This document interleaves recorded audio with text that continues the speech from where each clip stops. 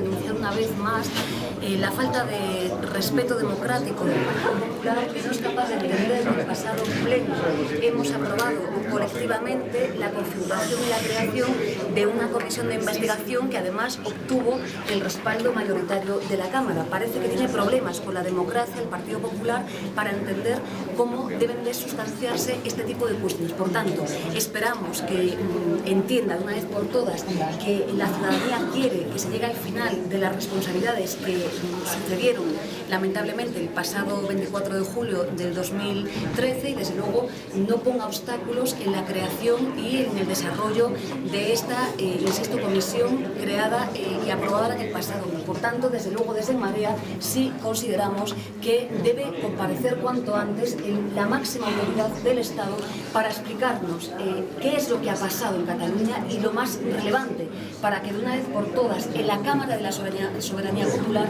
explicite al conjunto de españoles y españolas cuál va a ser el futuro para Cataluña. Esperamos que el futuro no sean porrazos, no sea violencia y no sea el 155.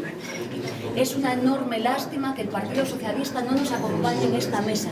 Es una mesa plural en la que hay organizaciones, partidos que pensamos de manera diferente. Incluso seguramente podremos tener muchos matices sobre lo que hacer en Cataluña. Pero desde luego su ausencia nos coloca en una situación muy mala para el resultado final de Cataluña.